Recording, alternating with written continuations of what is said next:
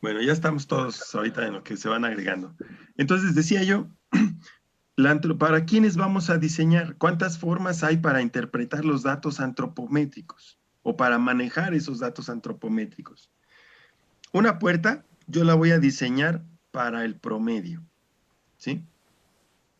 Las tallas de los zapatos las voy a diseñar para el promedio en un rango que determine, a ver, de, no sé cómo se mida, de 26 centímetros hasta 26.5, esta talla va a ser 26, ¿no?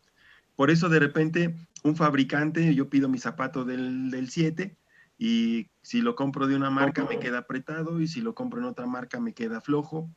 Pero todo esto, aunque no lo crean, hay una norma oficial mexicana que indica las tallas del calzado, las medidas que debe tener el zapato para cada talla y hay un margen de tolerancia, ¿sí? Entonces ese margen de tal tiene una distancia, una medida mínima y una medida máxima dentro de las cuales cabe una talla. Lo mismo para la ropa, ¿sí? Nosotros en ingeniería industrial, al momento de desarrollar o diseñar espacios de trabajo o asignar herramientas de trabajo, también tenemos que hacer esa consideración. Las herramientas, cuando ya las compramos, es porque ya corresponden al cumplimiento de ciertas normativas, ¿sí? Es decir, ya podemos confiar en el fabricante y comprar la herramienta. Pero también dentro del fabricante va a pasar lo que yo les decía, ¿no? Voy a comprar una herramienta que porque es más durable o porque es de mejor calidad, la voy a comprar en el extranjero y entonces ya no le va a quedar a las dimensiones del cuerpo de un latino, por ejemplo, porque compré una herramienta alemana que es muy buena, pero está muy pesada o está muy, las áreas de donde se sujetan están demasiado grandes porque pues no están diseñadas para la población, para la población latina, por ejemplo, ¿no? Entonces, se puede diseñar entonces hacia el promedio. Hay cosas que se tienen que diseñar para los extremos. Es decir, un ejemplo, a ver, ayúdenme a pensar en un ejemplo que ahorita se me fue. Imagínense que yo necesito diseñar para el individuo más grande o más alto. ¿Mm? ¿Qué sería? O para el individuo más pequeño, ¿qué sería? Hay cosas que me conviene diseñar para los extremos, o el más pequeño o el más alto, ¿sí? Si yo quisiera ocupar el principio de diseño para el más alto, entonces yo diseñaría puertas que tuvieran más de 2.20 de estatura, recuperando el ejemplo de estatura de hace ratito, ¿vale? Si yo quisiera hacer una salida de un tanque de químicos, una salida, lo que llaman salida hombre, ¿sí? De un tanque. ¿Qué diámetro tendría yo que darle? ¿Cuál debería ser el diámetro mínimo que yo le puedo dar para que por ahí pueda salir un individuo que estuviera en algún momento dado adentro de un tanque industrial químico haciendo una labor de limpieza, lo que fuera? ¿Eh? ¿Qué medida tendría que ser? Ahí estoy buscando la mínima medida para que pueda salir por ahí una persona. ¿Ok? Entonces, la antropometría tiene estas tres características de diseño. Diseño para los extremos, ¿sí? Los extremos, ahora sí que hacia los altos. Diseño a los extremos, tanto altos como bajos, perdón. Diseño para el promedio, ¿sí? Y el diseño que es específico para el individuo. Ejemplo de este diseño para el individuo, las cabinas de los vehículos de Fórmula 1 para carreras.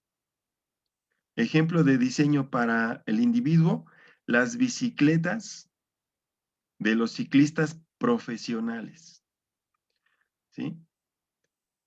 Entonces, diseño para individuo, algunas marcas de zapatos de fútbol, para algunos futbolistas les diseñan el zapato exclusivo para su pie, ¿vale? Ese es el ejemplo del diseño para individuo. Nosotros en el mundo comercial vamos a diseñar para el promedio, es decir, para todos, ¿sí? Y existe el diseño para los extremos, o el más grande o el más pequeño, de acuerdo al uso que se le deba dar a la herramienta o al producto, ¿ok?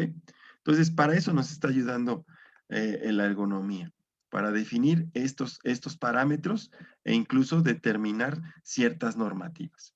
Entonces, eso surge del diseño de productos. ¿Qué otro objetivo, además del diseño de productos y esto que acabamos de profundizar?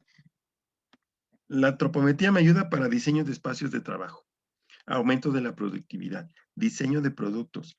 ¿Para qué otra cosa nos puede servir? Para la selección de personal en ciertos ámbitos. Puede ser.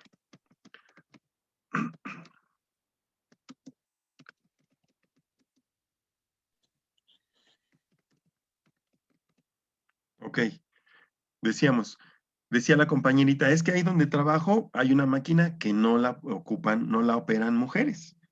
Y seguramente no la ocupan por las características de la actividad, desde el gasto energético, vamos a ver la biomecánica, desde la capacidad física en cuanto a fuerza que tiene que realizar a lo mejor, o el riesgo que implique a su salud el estar al cargo de esas máquinas. Entonces, efectivamente, yo si hago una dimensión, yo puedo determinar para quién voy a diseñar esa máquina de acuerdo a las características que yo voy a colocar, ¿no? Puede ser, esta máquina la tiene que operar un hombre, ¿por qué? Porque requiere un gasto energético mayor, requiere un rango de fuerza máxima mayor, ¿se acuerdan de esos porcentajes que hablábamos la vez pasada? ¿Sí?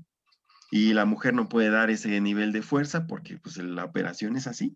Entonces, la herramienta también puede ser muy pesada para las características de las personas, entonces también me va a ayudar a seleccionar el personal adecuado.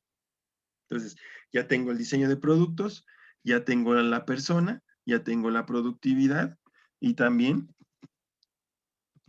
el diseño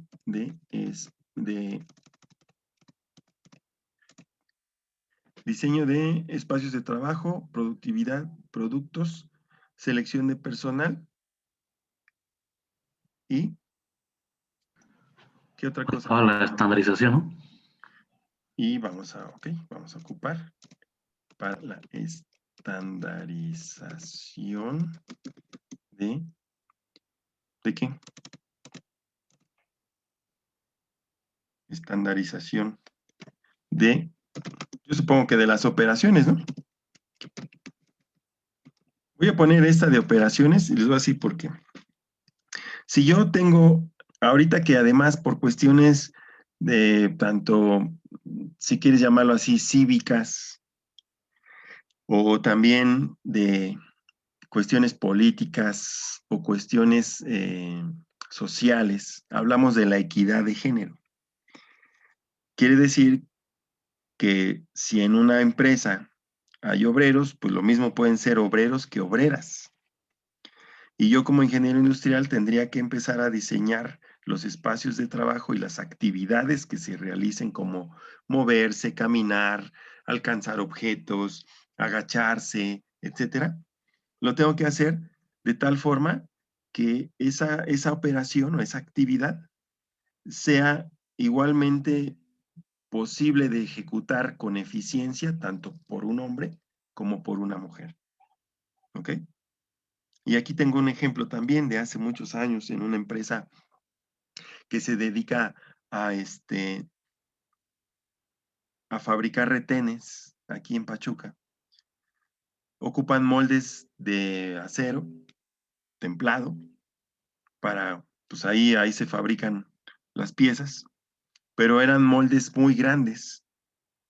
Incluso para una sola persona, para un hombre, pues eran difíciles de manipular, de sacar del horno o de la prensa más bien, porque eran prensados a temperatura, sacar el molde de la prensa quitar los productos ya elaborados, cargar la materia prima, volverla a manipular los moldes de acero para colocarlos nuevamente en posición y otra vez repetir el proceso del prensado a temperatura, ¿no? Entonces, el dueño decía, es que, pues es que los hombres no dan el rendimiento, son muy flojos. Dice, lo que estoy pensando es contratar a mujeres. Y decía, no sé si bien o mal, decía, estoy pensando contratar mujeres y mandar a fabricar moldes más pequeñitos. Pero yo sé que al fabricar moldes no tan pesados, este, pues voy a necesitar, ahí fue donde no me gustó lo que él opinaba, dice es que voy a tener que contratar mamás solteras porque ellas son bien luchonas, son bien trabajadoras y ellas sí le echan un buen de ganas. ¿Mm? Y entonces nada más lo que voy a hacer es hacerle los moldes la mitad del tamaño de los que tenemos para que ellas las puedan manipular de mejor forma. O sea, les repito, eso es lo que sucedió, pero si nosotros realmente quisiéramos hacer las cosas correctamente, protegiendo a cualquier usuario, pues tendríamos que hacer todo este estudio, todo este análisis de las características de tanto antropométricas como de gasto y consumo energético, como las que vamos a ver adelante de biomecánica y movimientos repetitivos, para poder determinar el peso ideal de los moldes para que fueran igualmente manipulables con cierta facilidad, tanto por hombres como por mujeres. Y efectivamente ahí en esta, y no sé si están visualizando el ejemplo que les digo, y entonces sí poder tener o hablar de posiblemente un aumento de la productividad. ¿Sí lo ven? Entonces, imagínate si una mujer lo maneja dentro de los tiempos establecidos, pues un hombre con más razón. ¿Ok? Entonces vean cómo esto tiene un impacto, una trascendencia mayor. Muy bien. Muchas gracias. Gracias a todos los que participaron para construir estos objetivos. Eh, ahora vamos a ver, concluir.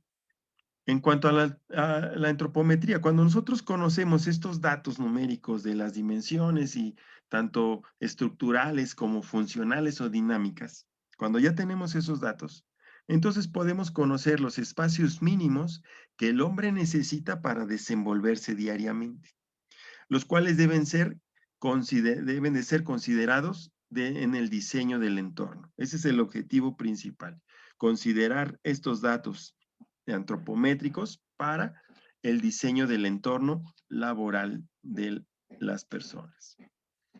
Entonces, actualmente la antropometría tiene esta participación o estas funciones muy importantes. Consideramos la antropometría en el diseño industrial, como ya lo mencionaron, en el diseño de productos. Como ya lo platiqué, en la industria del diseño de vestuario, zapatos, anteojos, ropa, vestidos, pantalones, etc. Obviamente en la ergonomía para generar este bienestar durante las actividades diarias de trabajo, tanto en el trabajo, en la oficina o en la casa, y nos sirve también en la biomecánica, puesto que son datos importantes para determinar los límites que puede tener el ser humano en su actividad. Y obviamente en la arquitectura, como ya mencioné también, como el ejemplo de la puerta, en el cual pues los espacios y las áreas donde se desenvuelve el ser humano, pues son considerados. Entonces, en estas áreas se emplean datos estadísticos sobre la distribución de medidas corporales de la población para optimizar pues, todos los productos y todas las acciones que de ahí se desprendan, ¿ok? Entonces, vamos a ver que se manejan datos estadísticos, es decir, no son una infinidad de datos, sino que simplemente hablamos lo que yo les decía. Me puedo consultar datos antropométricos, tanto de los promedios como de los límites superiores o los límites inferiores, de acuerdo a lo que yo esté diseñando, ¿ok? O a las necesidades que tenga yo en el diseño. Bueno, esto es la antropometría. ¿Dudas hasta aquí? ¿No? ¿Vamos bien? Ok. Pasamos entonces a la biomecánica. Aquí estamos hablando que esta es un área que estudia los fenómenos naturales que ocurren en el cuerpo humano u otros organismos como consecuencia de sufrir la aplicación de fuerzas de diverso origen y sirve para medir el rendimiento de acuerdo a la optimización del gasto energético, ¿sí? Es decir, vamos a buscar entender cómo se comporta el ser humano al estar sometido a fuerzas en sus segmentos corporales y obviamente con el objetivo de identificar los límites del gasto energético y obviamente buscar ese punto donde es óptimo este gasto energético para las personas. En biomecánica tiene tres áreas de aplicación. En la medicina, ¿sí? Obviamente en la ergonomía y en los deportes. En la medicina porque me permite entender de alguna forma y proteger la integridad de las personas. Saber qué tipo de lesiones puede sufrir, cuáles son las capacidades máximas, mínimas, cómo se comporta el organismo al estar sometido a esfuerzos o a demasiada presión por cargas de manera constante. En la ergonomía, porque me va a permitir a mí diseñar, junto con la antropometría, diseñar espacios de trabajo, herramientas, equipos de protección, equipos para desarrollar sus actividades laborales. Y en los deportes para mejorar el rendimiento físico del atleta. Y a lo mejor aquí en deportes hemos visto casualmente eh, infinidad de estudios que tienen que ver con el rendimiento del deportista. Desde el tipo de movimientos, la técnica con que ejecuta le llaman un gesto específico, un gesto técnico, ¿sí?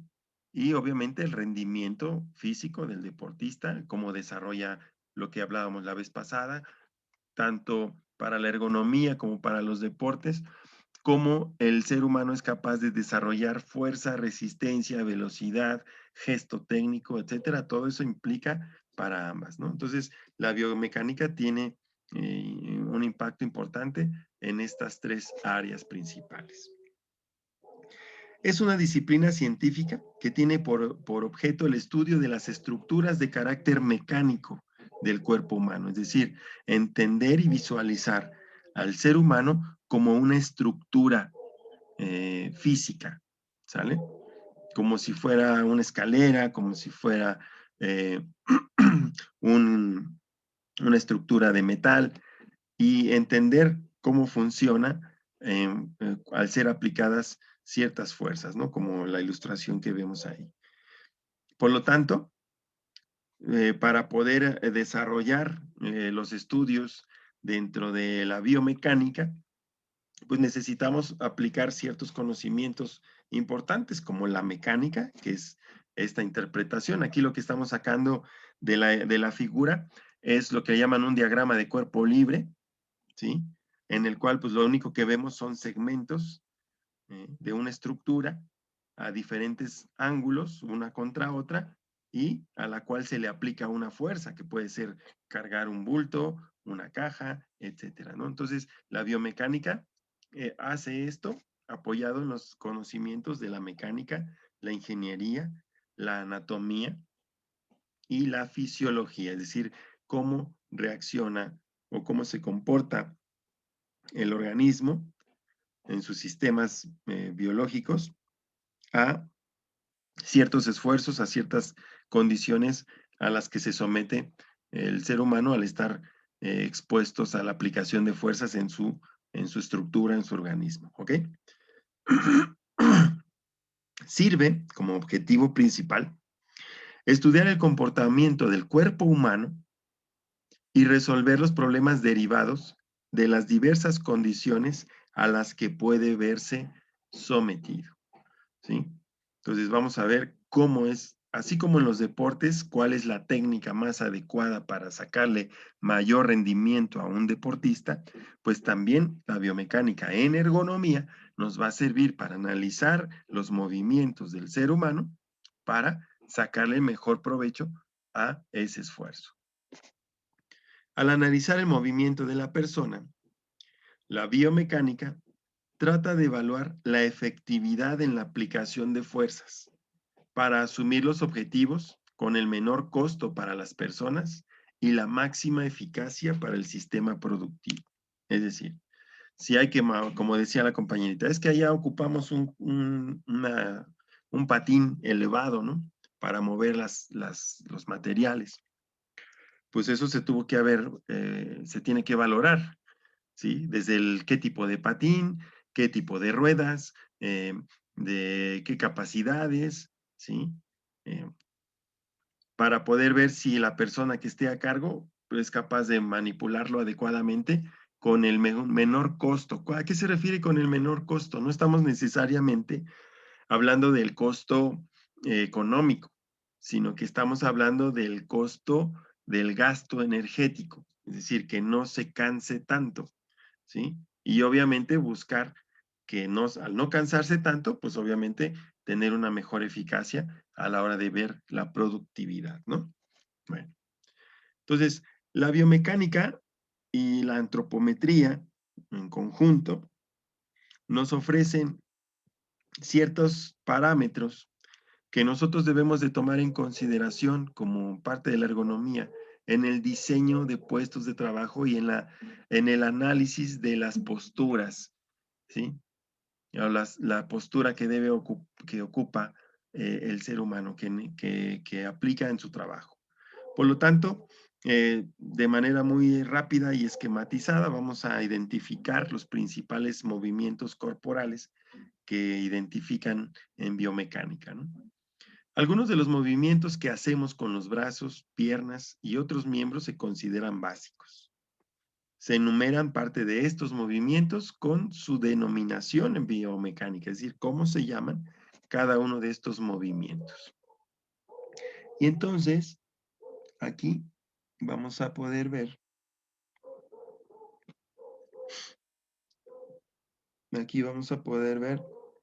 los diferentes tipos de movimientos.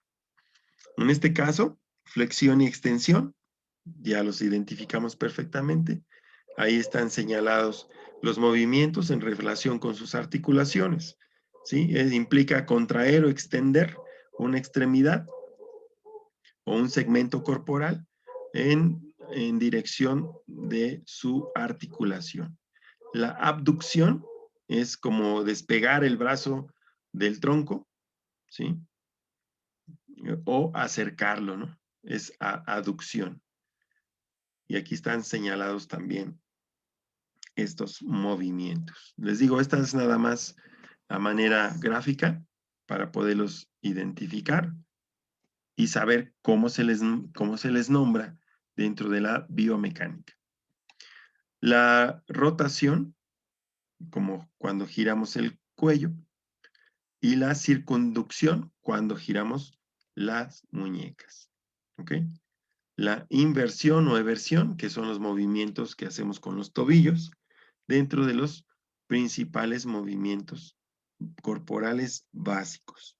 Entonces, a la hora de que un trabajador está desempeñando su actividad en su puesto de trabajo, pues realiza una gran cantidad de movimientos corporales que eh, pueden, son parte de su actividad diaria, ¿no?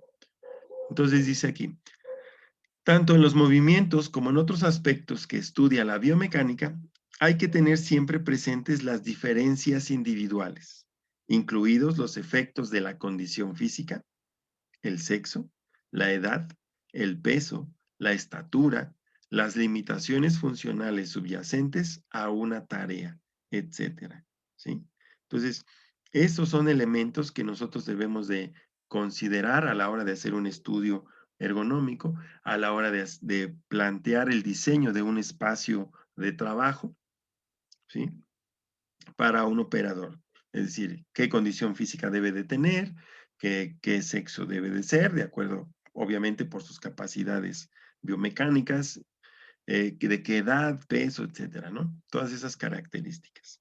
Entonces, identificar ciertos movimientos, pero también entender y conocer que a la hora de diseñar un puesto de trabajo, pues tenemos que entender que el ser humano tiene ciertas limitaciones en cuanto a su movilidad, independientemente que tengan que ver con su edad y su sexo, ¿no? O su condición física. El ser humano, desde el punto de vista biomecánico, tiene ciertos límites. Y a esto le llaman, dentro de los movimientos corporales, hay estos ángulos límites, es decir, nos dice que los movimientos que podemos realizar con las diversas articulaciones de las personas tienen unos ángulos límites, fuera de los cuales no se puede llevar ninguna extremidad, ningún miembro.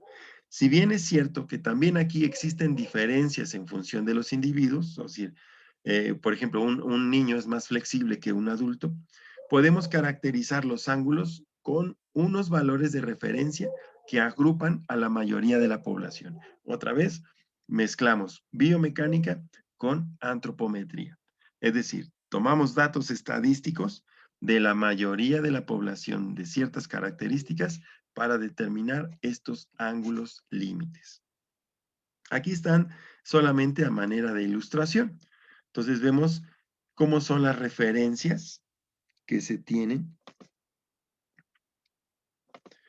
Vemos cómo son las referencias que se tienen, desde dónde se miden los diversos ángulos, ¿sí? Y cuáles son los ángulos a los que, por ejemplo, este individuo, el ángulo límite al que puede flexionar su torso de manera lateral es máximo 40 grados.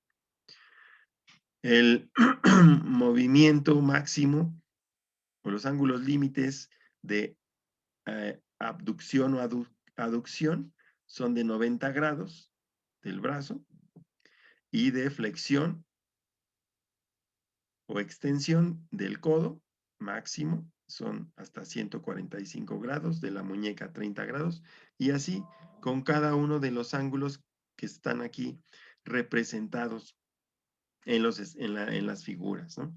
Estos son datos que se ocupan como referencia al momento de diseñar un espacio de trabajo, una máquina, un tablero de control, un equipo, una serie de palancas, pedales, botones, indicadores, ¿eh? De un lugar, de un espacio de trabajo. Debemos de considerarlos, ¿sí? Porque si no, pues va a venir lo que vamos a ver después, que son las lesiones que pueden sufrir las personas al no considerar estas características, ¿no? Entonces aquí están reflejados los ángulos límites principales. Así como hay ángulos límites, también hay ciertos ángulos que ya están determinados por estos estudios de biomecánica y de antropometría, en las cuales el ser humano puede ejecutar una tarea sin que esto le implique un riesgo o un desgaste excesivo energético, ¿no? Entonces, cuando analizamos los movimientos, hemos de tener presente que la mayoría de las veces no nos interesa el rango máximo de la articulación, sino los valores de confort de los ángulos que tienen las diversas articulaciones, fuera de los cuales el trabajo a realizar es más difícil, penoso o incluso peligroso para las personas. Es bueno conocer los límites de los ángulos de limitantes, ¿no? Pero con el objeto de hallar o de identificar los movimientos de confort, es decir, donde el individuo se siente más a gusto. Cabe destacar que la horquilla de ajuste de los ángulos de confort dependerá también de la edad, el entrenamiento físico, las diferencias anatómico-funcionales, etc. Entonces, el rango en el cual se dan estos ángulos de confort, obviamente está implícito, está dentro de los ángulos máximos o de los ángulos límite de movimiento, ¿sí? Y entonces, así como veíamos hace ratito cuáles eran los ángulos máximos de extensión, pues aquí vemos que simplemente en un ángulo, en este ángulo es el ángulo de confort de una flexión de codo. El límite máximo eran 140 grados. 145 grados, ¿no? Pero el ángulo de confort simplemente se resume a este ángulo de acá, que son 80 grados, ¿sí? De 145 a 80 grados, ¿sí? Entonces, aquí están, y en otros textos viene obviamente más detallado, yo solamente ocupé este como una ilustración, pero existe textos donde salen estos datos con mayor precisión y una infinidad de esquemas antropométricos que lo explican a detalle. Entonces, para nosotros, pero obviamente por cuestiones de tiempo, pues solamente estamos señalando a manera de ejemplo. Entonces, existen estos ángulos de confort y estos son los que nosotros debemos de colocar. Es decir, para un ángulo de confort, si nosotros estamos pensando que este individuo va a operar un tablero de control, pues quiere decir que vamos a colocar el tablero más o menos a esta altura de sus extremidades para que los movimientos que tenga que realizar dentro de él estén dentro de su ángulo de confort para esta posición, ¿sí? Si estamos hablando del ángulo de confort al cual un individuo puede estar inclinado sobre su tronco, entonces vamos a diseñar una silla que esté dentro del margen que le permita este ángulo de confort. Lo mismo para los operadores de equipos con pedales, ¿no? Tenemos que diseñar que estos estén dentro de estos ángulos de confort. Lo mismo si estamos hablando de tableros de control o de un equipo, también los vamos a tratar de diseñar con palancas o lo que fuera, para que el movimiento esté dentro de esos límites de control. Lo mismo en este sentido, ¿no? Aquí vamos a colocar una palanca que nos va a ayudar a manejar. Así es como debemos de interpretar los ángulos de confort para el diseño de puestos de trabajo y ayudar a que el personal tenga una postura adecuada. Así como están los ángulos de confort para los segmentos corporales, pues también así deben de estar para los ángulos de visión. Entonces, casi todos los puestos de actividad a que se ven sometidas las personas, además, tienen una implicación alta en el campo de visión. Y esto lleva a que tengamos que analizar la posición de la cabeza y los ojos en las diferentes tareas que se deban desarrollar. Y aquí en la ilustración, pues un tablero de un automóvil donde se ocupa, precisamente se aplican los ángulos de visión para determinar dónde colocar los instrumentales que me permiten conocer el desempeño del vehículo y lo que estoy haciendo, ¿sí? Esta situación de que casualmente quede en este espacio los indicadores de un volante, pues tienen que ver muchas veces con la altura a la que se posiciona normalmente el conductor en cuanto a sus ojos. Y esto, como vamos a ver más adelante, pues nos va a indicar y va en respuesta de todas estas ángulos de visión. Y esto igual está a manera de ilustración en el cual nosotros podemos ver qué aplicaciones o qué características tienen las áreas de los ángulos de visión. Algunas veces, al diseñar un puesto de trabajo, el elemento que partimos para componer la arquitectura del puesto es precisamente la distancia entre el ojo y la mano, y la distancia del ojo a un punto crítico de una pieza, ¿sí? Y aquí podemos apreciar ya con un poquito más claramente, pues cuáles son estas características de la visión.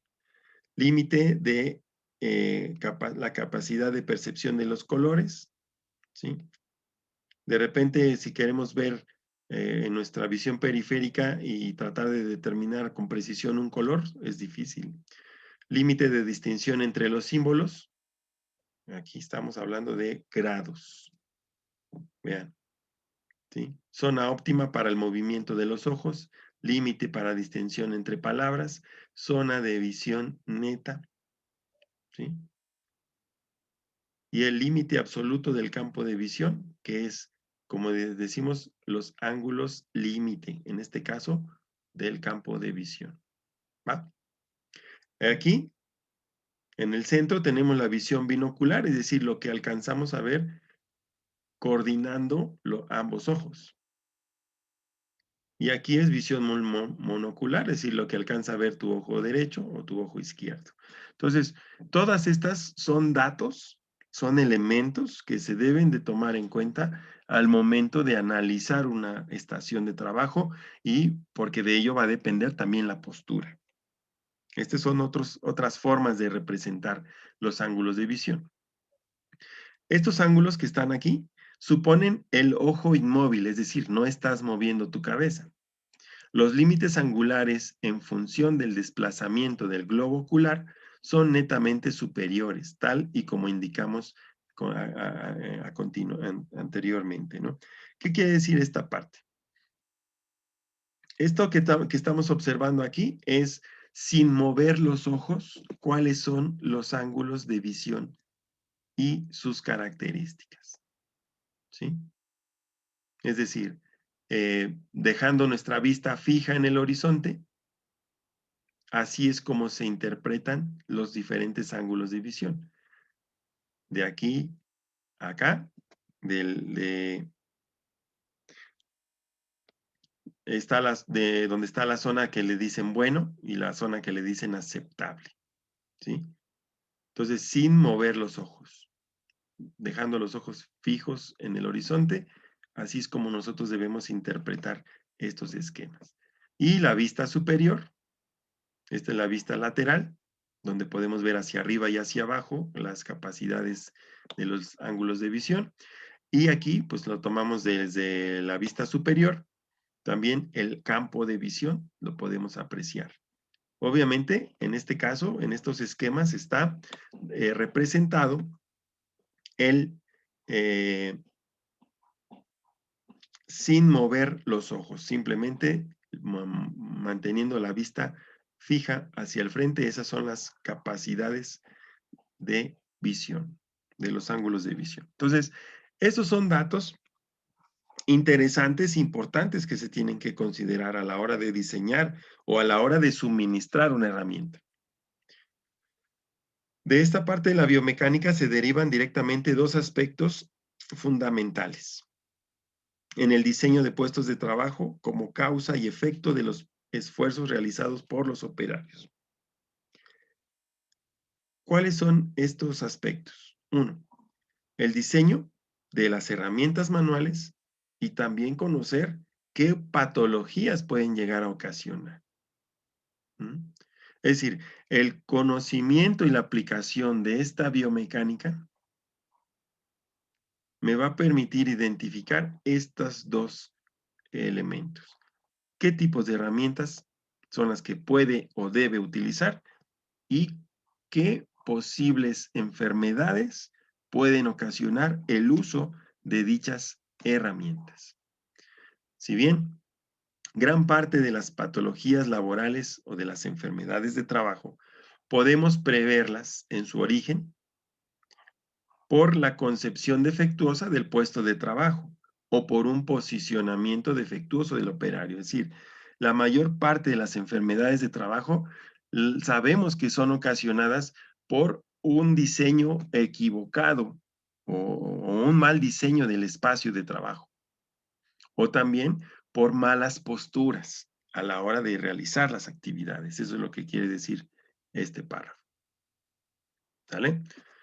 Casi siempre encontramos ligado el mantenimiento de posturas forzadas a la concepción negligente de puestos de trabajo, debido a múltiples factores que se consideraron de manera equivocada a la hora del diseño del área de trabajo. Es decir, no consideramos correctamente todos los factores que hasta este punto he puesto sobre la mesa a la hora de diseñar un área de trabajo. ¿Ok? Bueno, nos queda menos de un minuto. Paramos este bloque y nos volvemos a conectar para solicitarles una reflexión al respecto de la biomecánica. Entonces nos desconectamos ahorita y nos volvemos a conectar inmediatamente.